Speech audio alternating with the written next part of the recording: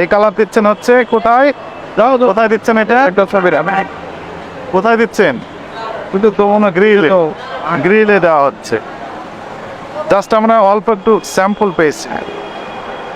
এটা কেন দিচ্ছেন? গ্রিলে কেন দিচ্ছেন? লাল হওয়ার জন্য মনে হচ্ছে। লাল হওয়ার জন্য। যদি সাদায় থাকে মাংস, মাংসর যে প্রকৃত কালার সেটা দিলে সমস্যাটা কোথায়? সে যে কিন্তু এই যে লাল করতেছেন কারণটা কি? এই কালারটা দিচ্ছেন কারণটা কি? কি কারণে? কি জন্য? উদ্দেশ্যটা কি? উদ্দেশ্য তো ওই যে একটু লাল হওয়ার জন্য। আচ্ছা, লাল হলে কি হবে? দেখতে সুন্দর করে। সুন্দর দেখবে। আচ্ছা, দেখতে সুন্দর হলে কি হবে?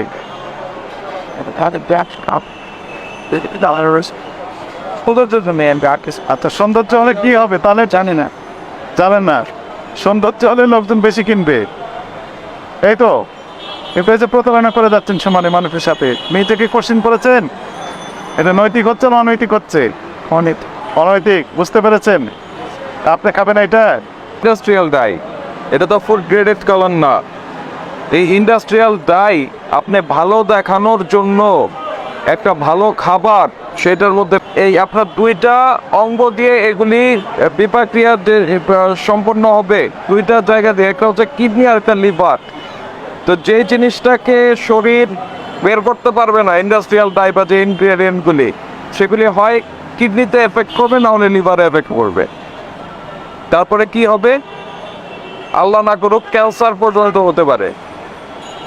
তাহলে আপনি সুন্দর দেখানোর জন্য ক্যান্সারের ঔষধ মানুষকে খাওয়াই দিচ্ছেন।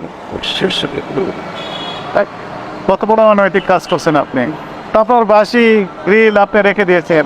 সংরক্ষণ আইন 2009-এর 42 ধারায় খাদ্যদ্রব্যে নিষিদ্ধ কোনো কিছুর মিশ্রণ, এটার জন্য 2 লক্ষ টাকা পর্যন্ত অর্থদণ্ডের বিধান আছে। আপনাকে যেটা বলতেছি সেটা অননুমোদিত রং, মানে ইন্ডাস্ট্রিয়াল ডাই বা রাসায়নিক ব্যবহার করা যাবে না। বাসি খাবার এই যে যেটা রেখে দিচ্ছেন এরকম বিক্রি করা যাবে না। আপনার যেটা উদ্বৃত্ত হবে সেটা আপনি নিজেদের আছে, কর্মচারী আছে, পাশায় নিয়ে যাবে। কেন আমি বলি, পরের দিন যারা আসবে তাদের কাউকে তো বলবেন না যে এটা বাসি খাবার খাওয়াবে, বলবেন? যেহেতু বলবেন না, বলতে পারবেন না, সেহেতু এটা বিক্রির সুযোগ নেই।